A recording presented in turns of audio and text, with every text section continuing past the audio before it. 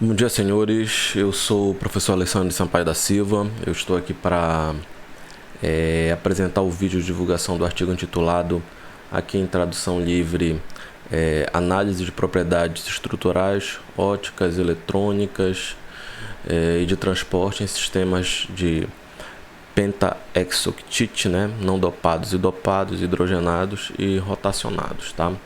Cujos autores são Dênia Ferreira, Mayra Moreira, Alessandro Sampaio Silva, Madureira, Antônio Beirão, Igor Miranda, Carlos Alberto Brito da Silva Júnior, Giovanni Caramori e Jorda Del Nero, né? Esse artigo é uma parceria entre a UFPA, a Universidade do Estado do Pará, a UEPA, a UFRA, a Universidade Rural da Amazônia, e a Universidade Federal de Santa Catarina, UFSC. Bem, o artigo foi publicado na revista Física E, né, cujo fator de impacto é 3.3. Bem, fala um pouco do processo de submissão, né? O paper foi submetido em junho de 2022, ele foi revisado no dia 4 de outubro de 2022, de agosto, e aceito para publicação ainda no mesmo mês, né, no dia 9 de agosto. Ele foi publicado online, esse aqui é um print, né, da publicação online, no dia 13 de agosto de 22, né, e ele foi para o volume 144, publicado em outubro de 22. Bem, aqui, como eu falei, é o print, né, ele pode ser acessado aqui pelo endereço DOI do artigo, e aqui no lado nós temos o abstract figure, né, que enfatiza aqui o dispositivo, né, de pentaexoctite, né, tanto na configuração não dopada ou dopada com boro e nitrogênio, como vocês vão ver no artigo, né, e também um gráfico aqui de corrente e condutância para os vários dispositivos. Bem, desde o grafeno, vários dispositivos 2D foram propostos, né, a gente pode citar vários aqui trabalhos do grupo, né, e sempre esses trabalhos se mostraram para esses dispositivos bastante promissores, né, para aplicação como dispositivos eletrônicos. No grupo nós fizemos trabalho com fagrafeno, com psigrafeno, fografeno, recentemente teve um paper nosso de ME-grafeno, né, todos potencialmente aí propícios para aplicação como dispositivos como FET, RTD, né, baterias, etc. Tá? Então, nesse contexto, em 2014, Sharma e colaboradores propuseram uma nova estrutura 2D com célula cúbica de 8 átomos de carbono que apresenta características metálicas denominada pentaexoctite, né? Bem, aqui está um print desse artigo deles, né, que foi publicado na Scientific Reports. O pentaexoctite ele possui anéis de 5, 6 e 8 átomos de carbono, similar ao fografeno, né? Na verdade, ele é considerado uma forma alotrópica do fografeno. No estudo desse paper do Sharma, a estrutura eletrônica e também algumas propriedades geométricas foram descritas para o sistema, né? Assim como em outros alótropos, né? E foi observado aí o gap zero na estrutura de bandas, né? Que sempre acaba sendo um empecilho para aplicação como dispositivo semicondutor. Portanto, os futuros trabalhos, né, nesse sistema, o pentaexoctite, né, o desafio principal ficaria, né, para procurar uma estratégia, né, para controlar esse gap. Bem, nesse sentido, esse trabalho ele, né, pegou como referência esse paper do Sharma, né, um estudo nesse material, e foi procurar estratégias para a investigação teórica desse dispositivo, né, e esse trabalho consiste nessa investigação, né, dos efeitos eletrônicos de transporte, né, e também estruturais, considerando fitas dopadas e não dopadas, né, do pentaexoctite, né, vislumbrando a aplicação como um dispositivo eletrônico. Então, o passo inicial do nosso trabalho foi separar os sistemas, né. Aqui a gente tem uma figura mostrando a célula unitária desse sistema, né. Nós consideramos 3 pontos de simetria espacial, que a gente chamou de S1, S2 e S3. Na figura também mostra aqui os ângulos internos, né, para análise da geometria molecular. E justamente nesses sítios aqui, olha, aqui posteriormente a gente vai inserir as dopagens, tá? Onde, né, o sítio 2 e 4 acabam sendo similares ao 3 e 5, né? Então, e já na figura B aqui a gente tem os caminhos, né, na primeira zona de Brillouin, que vão ser usados aí para o cálculo da estrutura eletrônica. Bem, toda a estrutura aqui, todos os cálculos, né, de descrição geométrica da célula unitária foi alcançada a partir da DFT, né, com aproximação GGA, funcional PBE e base DZP, através do código Siesta 4.0. Os cálculos de transporte também que nós fizemos, né, já que estamos falando da metodologia, né, e de estrutura eletrônica, também foram computados com DFT, só que combinado com a função de grande não equilíbrio, né, via Transiesta e TB-Trans. Bem, a partir da célula unitária foram separadas estruturas que foram estudadas nesse trabalho, né. Aqui na figura A nós temos a estrutura não dopada, né, do penta-hexoctite, né. Em B nós temos aqui o penta-hexoctite dopado com boro e com nitrogênio, né, dependendo aí dos sítios S1, S2 e S3, né, tanto que eu estou chamando aqui posições variadas indicadas por PB de índice 1 e 3, que seriam, né, o pentoxite dopado com boro nas 3 posições, nos 3 sítios, e PN, né, também nas respectivas mesmas posições, tá? Em C aqui nós temos a combinação de dopagem com ambos, né, que a gente está chamando de PBN, né? E nesse caso a gente vai ter 15 configurações diferentes, né? PBN. Então a gente coloca aqui índice de 1 a 15, né? Essas são as 15 configurações. E na figura D, né, nós temos aqui o pentoxitite de largura dupla, né, com a borda hidrogenada. E a partir dessas configurações iniciais a gente vai replicar para formar, né, as estruturas que nós devemos estudar. Então, no caso aqui, olha, nós teríamos 15, no total 15 mais 6 mais as duas, a gente vai ter exatamente 23 estruturas, né, a serem replicadas para a formação de dispositivos. Bem, uma vez replicado aqui, olha, nós temos aqui a representação esquemática, né, justamente dessa replicação, né, onde a gente tem um dispositivo formado aí com uma região central, contatos e eletrodos, né, e a gente também replicou de uma maneira diferente, né. O dispositivo ele vai ter tanto uma configuração aqui de replicação 1 por 1 por 5, né, como também 1 por 2 por 5. Que seria uma representação aí com uma rotação de 90 graus, né, do sistema, tá? Então, se nós teríamos 23 configurações, como nós citamos, né, com mais uma rotação de 90 graus, o total acabaria sendo de 46 estruturas, né, que a gente vai fazer cálculo. Então, tem o sistema completamente puro, o dopado e de bordas hidrogenadas, né, e totalizando com a rotação de 90 graus 46 estruturas. Bem, começamos os resultados mostrando aqui a estrutura de bandas, né, para as estruturas dopadas de penta-hexoctite, né. Aqui em A, de A a C, né, nós temos as estruturas dopadas com boro, né, e de D a F as estruturas dopadas com nitrogênio, tá? Todos os sistemas mostraram aqui características metálicas, né, tendo um comportamento similar ao caso não dopado, que já tem na literatura, né. As bandas de valência e condução, né, ultrapassam o nível de Fermi aqui. Na figura aqui ao lado, podemos comparar esses resultados com a densidade local de estados, né, considerando novamente as mesmas variações nas posições aqui das dopagens, CET 1, 2 e 3, né, mesma coisa aqui do caso da estrutura de bandas. Nós podemos ver aqui, tanto para as dopagens com boro como em nitrogênio, né, as estruturas com dopagem em S1 e S2 apresentam uma localização assimétrica de elétrons, né, dentro da célula unitária, diferente aqui da posição S3, tá? Corroborando aqui o que nós temos na estrutura de banda. Bem, aqui nessa figura nós temos os resultados para corrente e condutância diferencial, para as estruturas aqui, primeiramente, da pentoxitite, né, aqui do sistema com bordas hidrogenadas, a gente chama de pH.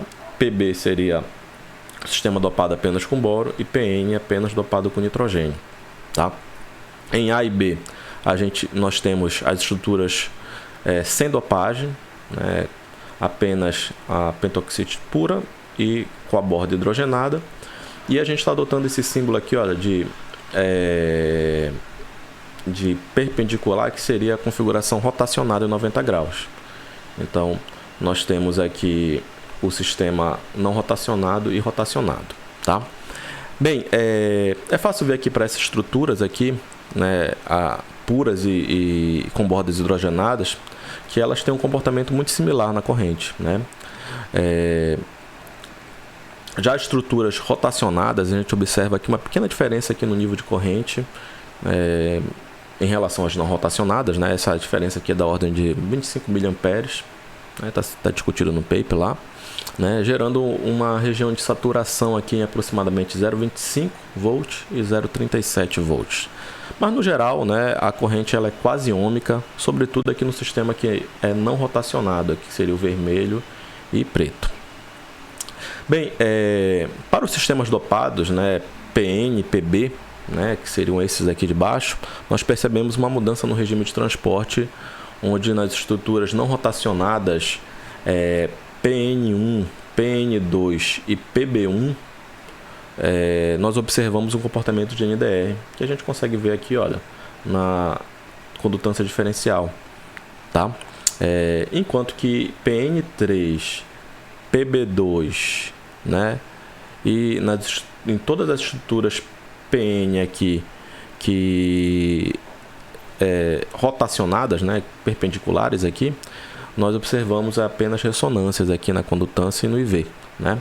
Já PB3 aqui, olha, né, e nas estruturas PB rotacionadas aqui, nós temos uma corrente linear aqui, ômica, né, com condutância aqui praticamente constante, olha, tanto aqui PB3 como para os casos PB rotacionados.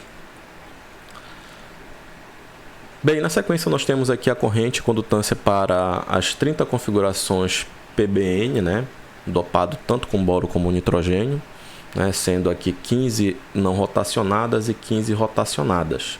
A gente se separa, diferencia pelo símbolo aqui que a gente está colocando de perpendicular, né? Essas estruturas dopadas com boro e nitrogênio, elas formam aí dispositivos assimétricos, né, pela dopagem dupla, né, devido ao momento de polo gerado por esse tipo de dopagem. Bem, nós podemos observar que os dispositivos não rotacionados PBN, que seriam esses daqui, né, na configuração 1, 2, 4, 5, 6, 7, 8, 9, 10, 11, 12 e na 15 aqui, eles apresentam NDR, tá? E enquanto que o PBN, o 3, né, o 13 e o 14 apenas ressonância, tá? Já para as configurações aqui rotacionadas, com dopagem com boro e nitrogênio, apesar da assinatura ser muito parecida com o caso rotacionado, né, nós observamos uma forte diminuição nos casos de NDR, aparecendo apenas, né, para 5 dispositivos, que no caso seria o PN1, PBN1, PBN2, PBN4, o 9 e o 10, tá? Então essa é a maior diferença, né? Então quando se rotaciona, a gente observa uma mudança drástica no comportamento, né, de transporte. Bem, na sequência nós temos as propriedades ópticas, né, com o coeficiente de absorção, a condutividade, a função dielétrica, né, tanto a parte real como a parte imaginária. Bem, na nossa análise é feita a consideração que nós estamos incidindo a radiação eletromagnética em 2 direções, tá? Nós vamos considerar uma na direção X, né, que no caso seria perpendicular ao plano YZ da molécula, né, do nosso dispositivo, e a gente vai chamar de E perpendicular, ou, né, que a gente está colocando esse símbolo aqui de perpendicular, tá? E a gente vai ter outra incidência na direção Z, né, que no caso seria paralelo ao plano YZ, e a gente vai identificar aqui no gráfico como sendo aqui, olha, o E com símbolo de paralelo, tá? Ambos aqui, olha, em todos os casos a gente vai considerar um intervalo de energia de 0 a 15 eletronvolts. Bem, para as propriedades ópticas dos dispositivos PB, que seriam essas daqui, olha, só dopado com boro, né? A condutividade, no caso aqui, olha, que seria a figura A e B, mostra que para polarização perpendicular, que seria esse caso aqui, apenas PB3 aqui em amarelo tem picos de condutividade em baixas e altas energias, né? Passando por todo o espectro aqui eletromagnético, começando aqui no infravermelho, passando pelo visível e posteriormente aqui indo para o ultravioleta, né? Enquanto que PB1 e PB2, né, tem condutividade apenas aqui na região do ultravioleta, né? Aqui para condutividades aqui um pouco acima de 8 eletronvolts, né? Energias acima de 8 eletronvolts, né? Bem, na polarização paralela, né, que seria esse gráfico aqui, olha, nós percebemos que tanto PB1, PB2 como PB3, né, possui picos de condutividade aqui dentro da região do visível. Bem, para o coeficiente de absorção, seria a figura C e D, aqui, para polarização perpendicular e paralela, nós observamos que PB3, novamente aqui, né, possui picos dentro da região do visível, tá? Enquanto que PB1 e PB2, né, apenas para energias acima aqui de 10 eletronvolts, né? É importante ressaltar aí, né, que os coeficientes de absorção, quando apresentam picos elevados em uma determinadas frequências, né, isso indica que o material, para esses comprimentos de onda aí, incidente, possui uma baixa resistência elétrica, né? Bem, o comportamento no geral aqui é similar ao da condutividade, né, onde o coeficiente de absorção para incidência paralela possui picos na região do visível para as três configurações, né? Enquanto que na incidência aqui perpendicular apenas para PB3. Bem, para a função de elétrica aqui, olha, nós observamos a mesma tendência, né, da condutividade e do coeficiente de absorção, onde nós temos picos apenas para PB3 na região do visível, né, para a polarização perpendicular, tá? E atividade óptica aí para todas as configurações PB, quando nós consideramos a polarização paralela, né? Tanto na parte real aqui como na parte imaginária, tá? É importante ressaltar, né, que a função dielétrica pode nos dar informações aí sobre a resposta da dopagem no sistema, né? Onde aí o pico mais alto, né, indica aí a transição entre a banda de valência e a banda de condução, mostrando as contribuições, né, da incidência de uma onda eletromagnética para uma dada polarização, né, para uma determinada transição entre as bandas, tá? E também a função dielétrica, né, ela pode nos dar informações sobre as frequências nas quais os elétrons livres dos sistemas metálicos passam a ter frequência plasmônica, né? Caso que não é observado aqui em nenhum dos nossos sistemas, porque no caso aqui a real teria que ser igual a 0, né? E não acontece aqui no nosso sistema. Bem, por fim, nós temos aqui também a espectroscopia de perda de energia dos elétrons, que a gente chama de EELS, né? Que nos dá informações sobre as excitações eletrônicas entre os estados ocupados e desocupados, né? Onde aqui os seus maiores picos aqui devem coincidir com os mínimos aqui da função dielétrica da parte real, tá? Bem, como era de se esperar aí, né? Se compararmos aí com a radiação incidente na polarização perpendicular ou na polarização paralela, novamente apenas PB3 tem picos aqui na região do visível, quando a polarização é perpendicular. E, novamente, a gente vai ter, para polarização paralela, picos em toda a região do espectro aqui, né, e todos terão picos aqui dentro da região do visível. A resposta aí qualitativamente parecida. Bem, aqui ó, agora nós temos o gráfico para as propriedades ópticas para dopagem com nitrogênio, né? Nós observamos aqui uma resposta óptica muito parecida com o caso da dopagem com boro, né? No que diz respeito às incidências com polarização perpendicular e paralela, né? Ou seja, Novamente, tivemos atividade ótica diferente para a dopagem, né, no sítio 3, que a gente no caso agora é PN3, né, lá no Combora era PB3, mas o comportamento é parecido, né, apenas aqui no caso, por exemplo, da condutividade, apenas PN3 vai ter picos aqui na região do infravermelho, do visível e também na região do ultravioleta, enquanto que PN1 e PN2 só a partir de 10 electrovolts, né? Isso para polarização perpendicular, enquanto que na polarização paralela, novamente, como acontece também na dopagem com boro, tanto PN1, PN2 como PN3 vão ter picos aqui na região do visível, tá? E esse comportamento se repete aí, né, por todas as propriedades que a gente está analisando, né, tanto condutividade, coeficiente de absorção, função dielétrica e a espectroscopia ELS, tá? E assim, é um resultado qualitativamente muito parecido com o da dopagem com boro. Bem, agora nossas considerações finais aqui, olha, né? A dopagem localizada nas posições S1, S2 e S3 pode induzir a uma mudança de regime no transporte das fitas. Nós vimos que as respostas são diferentes, né, dependendo do sítio de dopagem. A característica metálica para as estruturas dopadas podem ser alteradas com uma rotação de 90 graus, isto é, folhas altamente metálicas podem apresentar características semicondutoras, como no dispositivo RTD, por apresentar NDR, né? A gente viu que os sistemas rotacionados e não rotacionados têm resposta bem diferente, né? E as propriedades ópticas são fortemente alteradas quanto à posição e rotação das folhas, né? Não exibindo frequências plasmônicas. Bem, a gente gostaria de agradecer, né, para a viabilização desse artigo. Os autores agradecem o suporte do Conselho Nacional de Desenvolvimento Científico e Tecnológico, CNPq, né, que auxilia aí financeiramente os projetos do grupo.